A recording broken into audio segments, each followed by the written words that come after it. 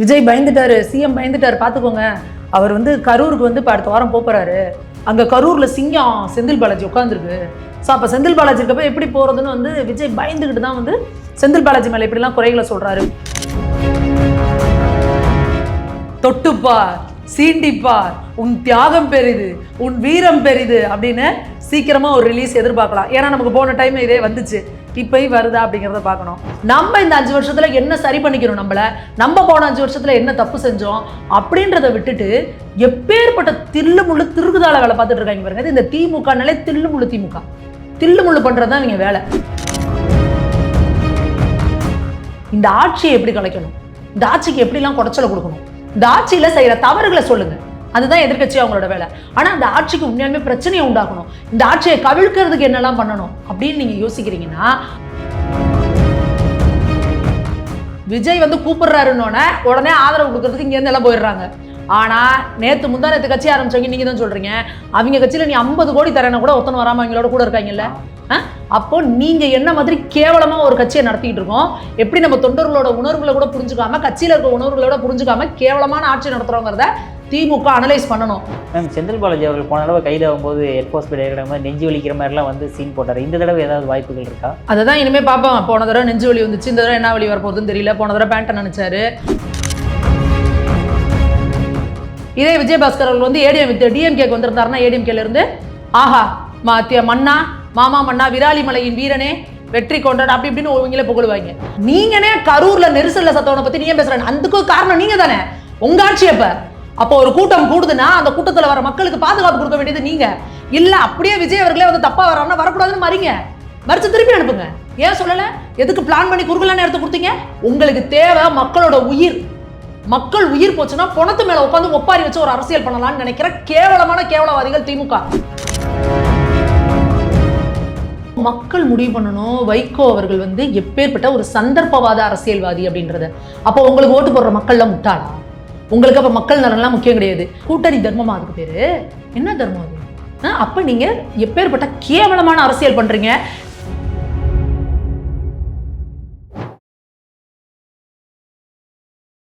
இளையபாத நேயர்களுக்கு வணக்கம். இன்னைக்கு நம்ம நேர்களில் நம்ம சிறப்பு விருந்தினர் பாஜகவின் மாநில செய்தி தொடர்பாளரான சுமதி மேகவர்ணம் அவர்கள் தான். மேம் வணக்கம். மேம் வணக்கம்மா. மேம், இப்போ செந்தில் பாலாஜி அவர்கள் மேலே மிகப்பெரிய ஒரு குற்றச்சாட்டு வச்சு, அதாவது எம்எல்ஏ தாவேக்கா எம்எல்ஏ வந்து இளையராஜா அவர்கள்ட்ட வந்து பேரம் பேசி எப்படியாவது அவருக்கு தாவேக்காவிலிருந்து இந்த பக்கம் கொண்டாந்தலாம் அப்படின்ற மாதிரி நிறைய குற்றச்சாட்டுகள் வருதே மேம்.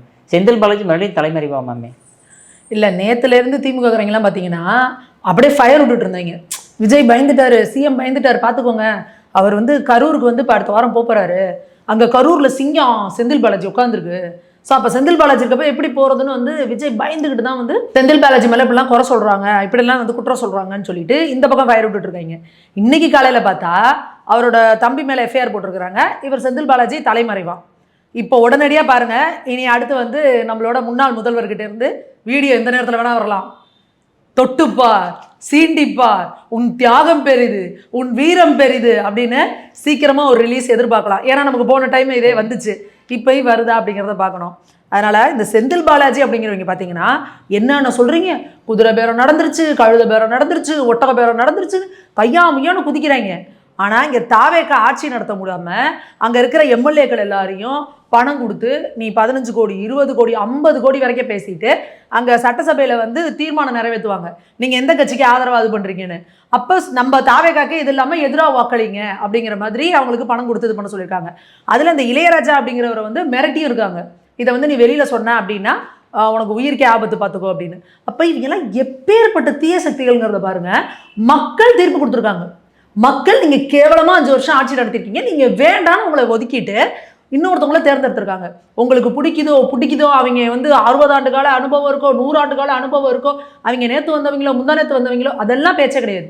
மக்கள் தேர்ந்தெடுத்திருக்காங்க. அந்த தீர்ப்பை நம்ம தலைவணங்கி ஏற்றுக்கிட்டு நம்ம இந்த 5 வருஷத்துல என்ன சரி பண்ணிக்கணும், நம்ம போன 5 வருஷத்துல என்ன தப்பு செஞ்சோம் அப்படின்றத விட்டுட்டு எப்பேற்பட்ட தில்லு முள்ளு திருகுதால வேலை பார்த்துட்டு இருக்காங்க பாருங்க. இந்த திமுகனாலே தில்லு முள்ளு திமுக, தில்லு முள்ளு பண்றது தான் நீங்க வேலை. இப்போ நீங்க என்ன பண்றீங்க? எதுக்கு ஸ்டாலின் அவர்கள் கண்ணை மூடி கண்ணை திறந்தா என்ன சொல்றாரு, காலங்காத்தால கண்ணை முடிச்சோடனே அன்னைக்கு காலையில கோழி கொக்கரக்கோன்னு 6 மணிக்கு ஆரம்பிப்பான் பாருங்க, அந்த மாதிரி டெய்லி இந்த ஆட்சி சீக்கிரம் கவிழ்ந்து விடும், எல்லாரும் உடன்பிறப்புகள்லாம் தயாரா இருங்க, இந்த ஆட்சி சீக்கிரம் கவிழ்ந்து விடும், உடன்பிறப்புகள்லாம் தயாரா இருங்க, இது இவங்க இப்ப டயலாக் கிடையாது. எம்ஜிஆர் அவர்கள் ஜெயிச்சு வந்தார் பாருங்க, அப்பயே கருணாநிதி அவர்கள் என்ன தெரியுமா சொல்லுவாரு, இது ஏதோ வந்து நடிகருங்கிற ஒரு மோகத்துல, நடிப்பு மோகத்துல வந்து மக்கள் போட்டாங்க, 10 நாளில் இந்த ஆட்சி கவிழ்ந்து விடும், 20 நாளில் இந்த ஆட்சி கவிழ்ந்து விடும், 30 நாளில் இந்த ஆட்சி கவிழ்ந்து விடும்னு கருணாநிதி அவர்கள் பேசின டைலாக். அதையே இப்போ வந்து இந்த வசந்தன் கொலை வர மாதிரி அந்த காலங்கிற மாதிரி அவங்க அப்பா காலத்தில் ஆரம்பிச்சு ஸ்டாலின் காலத்தில் ஆரம்பிச்சு இன்னைக்கு உதயநிதி காலம் வரைக்கும் இதே டைலாக பேச எடப்பாடி பழனிசாமியில் இருக்கும்போது அதே தான் சொல்லிட்டு இருக்கீங்க. அப்போ உங்களால மக்கள் என்ன தீர்ப்பு கொடுக்குறாங்களோ அதை ஏற்றுக்க முடியல. அப்போ நீங்க மக்களை மதிக்கலன்னு அர்த்தம்.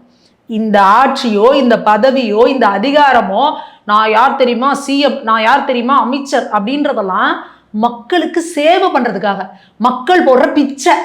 அதை உங்க மண்டையில ஏத்துனீங்கன்னா இந்த தலக்கணம் உங்களுக்கு வராது. பட் நான் தான் சிஎம் அப்படின்ற மாதிரிலாம் மேம் சொல்றாரு மக்கள். அவர் இப்பவும் தன்னை முதல்வராகவே தான் கருதிட்டு இருக்காரு. அப்ப என்ன பண்ண முடியும்? அதுதான் சொல்றேன், அவங்களால ஏத்துக்க முடியலப்பா.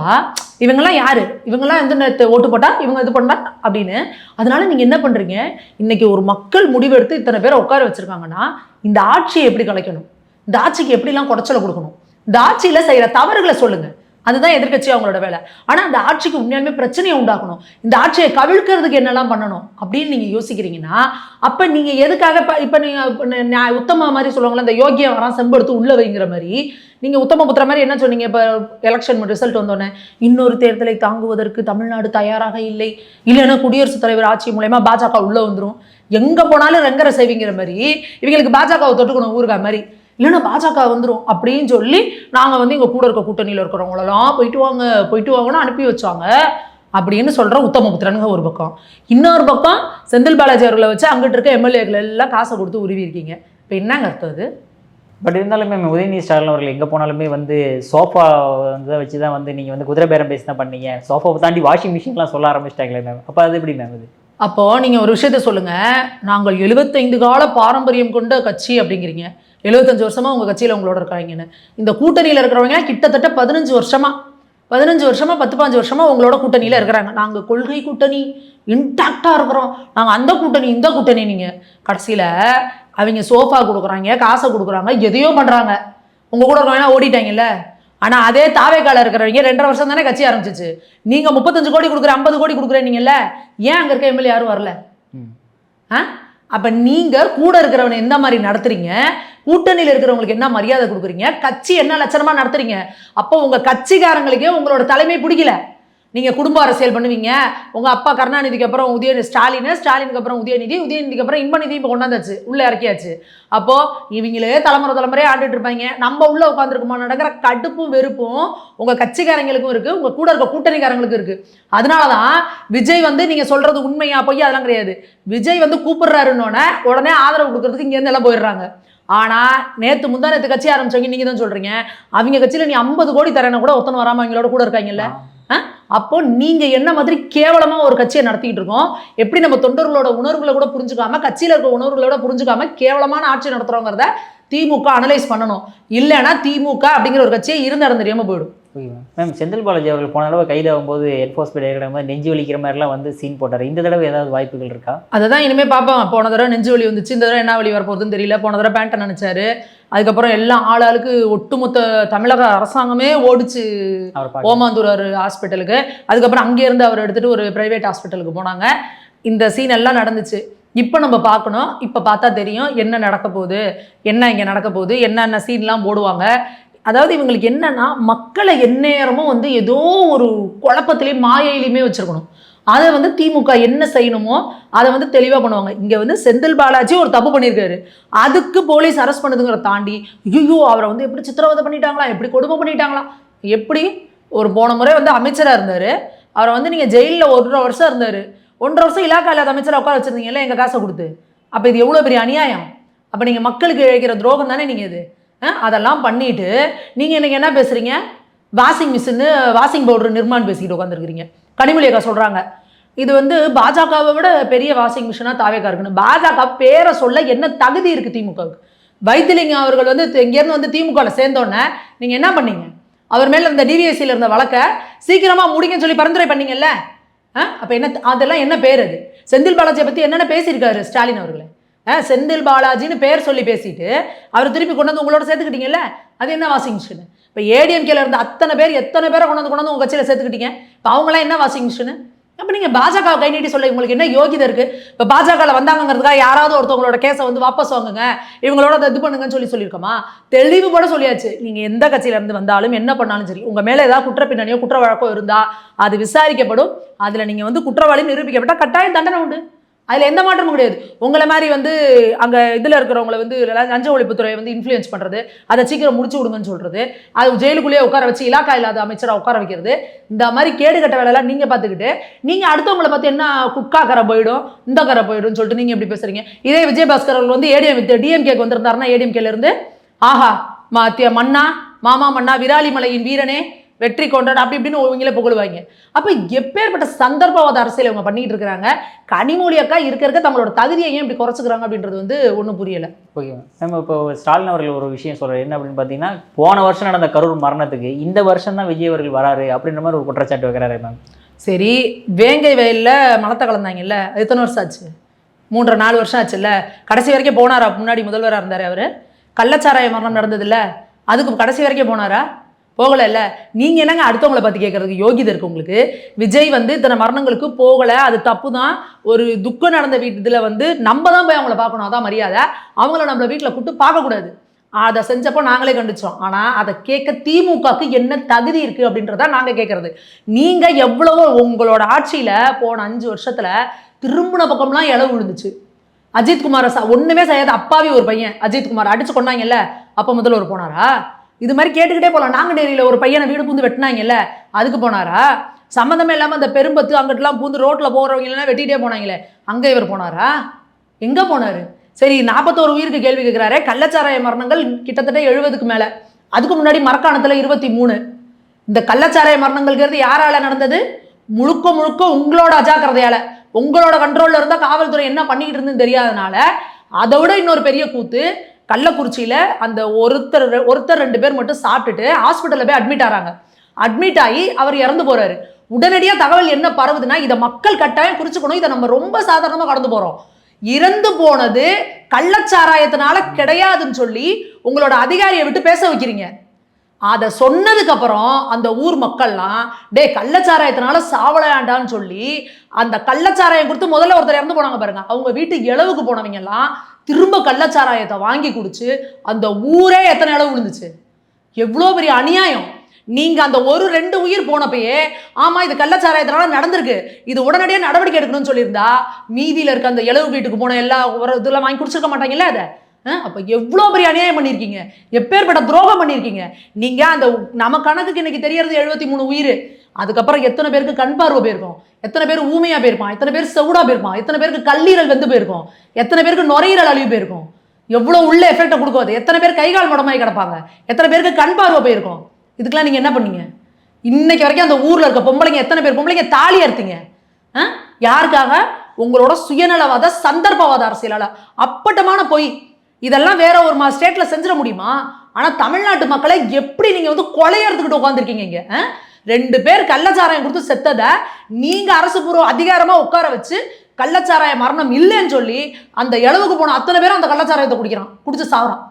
அப்பயே உங்களை டிஸ்மிஸ் பண்ணியிருக்கணும், ஆட்சியை விட்டு உங்களை தூக்கியிருக்கணும். அப்பயே இத்தனை உயிர்கள் போச்சுன்னு நீங்கனே கரூர்ல நெரிசல்ல சத்தவனை பத்தி நீங்க பேசுறேன். அதுக்கு காரணம் நீங்க தானே, உங்க ஆட்சி. அப்போ ஒரு கூட்டம் கூடுதுன்னா அந்த கூட்டத்தில் வர மக்களுக்கு பாதுகாப்பு கொடுக்க வேண்டியது நீங்க இல்ல. அப்படியே விஜய் அவர்களே வந்து தப்பா வர்றாருன்னா வரக்கூடாதுன்னு மறிச்சு திருப்பி அனுப்புங்க. இங்க மக்களோட உயிர் தான் முக்கியம், உன் விளம்பரம் முக்கியம் இல்லைன்னு சொல்லியிருக்கணும்ல. நீங்க ஏன் சொல்லல? எதுக்கு பிளான் பண்ணி குறுக்கலான்னு எடுத்து கொடுத்தீங்க? எங்க குளத்தூர்ல அவர் வந்து பிரச்சாரம் பண்ண வரப்ப கூட எதுக்கு குறுக்க கொண்டாந்து 2 பஸ் நிறுத்துனீங்க? உங்களுக்கு தேவை மக்களோட உயிர். மக்கள் உயிர் போச்சுன்னா பணத்து மேல உட்காந்து ஒப்பாரி வச்சு ஒரு அரசியல் பண்ணலாம்னு நினைக்கிற கேவலவாதிகள் திமுக. அப்ப மக்கள் இதை புரிஞ்சுக்கணும். இங்க எந்த அரசியல்வாதியா இருந்தாலும் சரி, மக்களுக்கு சேவை பண்ணணும்னு வரணும், மக்கள் பிரச்சனைக்காக வந்து நிக்கணும். அவனை தான் மக்கள் வந்து தேர்ந்தெடுப்பாங்களே ஒழிஞ்சு இவனுங்க என் குடும்பம் நல்லா இருக்கணும், நான் எவ்வளவு லஞ்சம் எடுத்துக்கலாம், நான் எவ்வளவு கொள்ளை அடிக்கலான்னு இந்த மாதிரி மக்கள் உயிரை தொல்ற பிணந்தினி கழுகு கூட செத்ததுக்கு அப்புறம் தான் வந்து சாப்பிடும், யாரையும் கொள்ளாது. செத்து போன உயிரை தான் வந்து இவனுங்களாம் டிராகுலான்னு சொல்லணும். சொல்ல போனா அப்படியே ரத்தத்தை உரியிறாங்க மக்களை, அப்பாவி மக்களை ரத்தத்தை உறிஞ்சு கொள்றாங்க.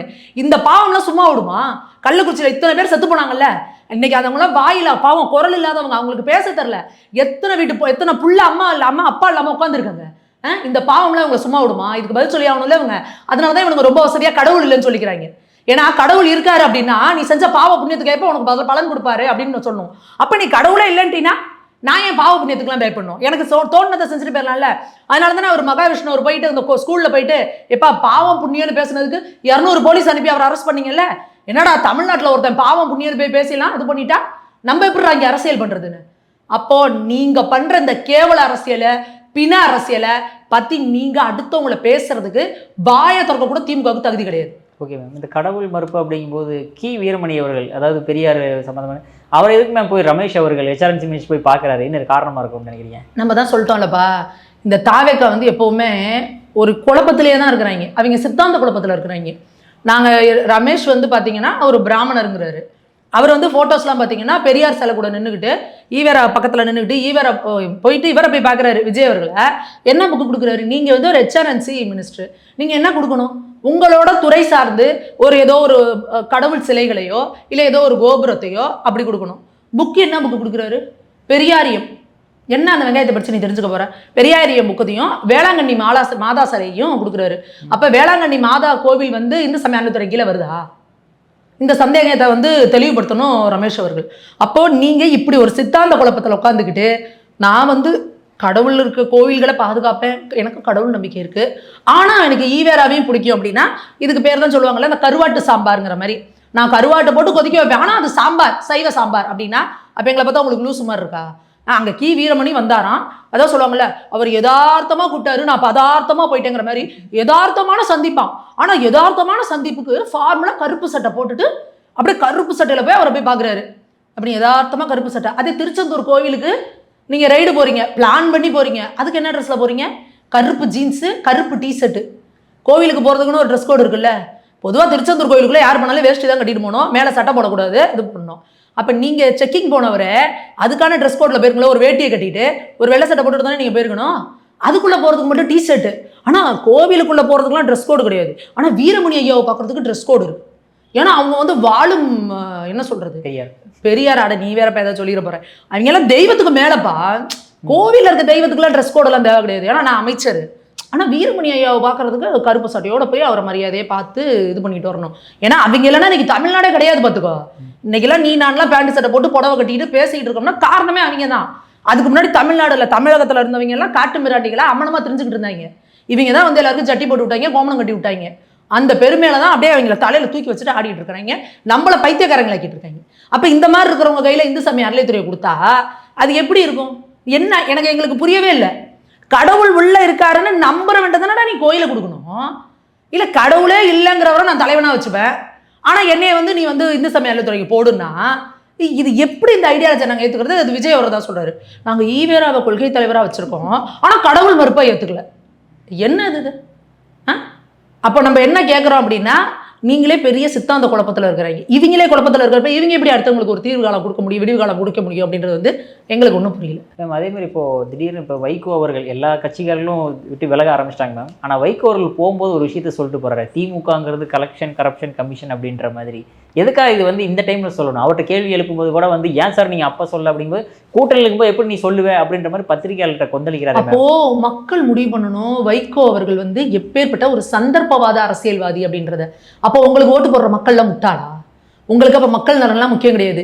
அவங்க இவ்வளோ கொள்ளையடிச்சான், கரெக்ஷன் கமிஷன் கலெக்ஷன் எல்லாம் பண்ணாங்கன்றீங்கல்ல, அதெல்லாம் யாரால பாதிக்கப்பட்டது? யார் இதெல்லாம்? மக்கள் தானே.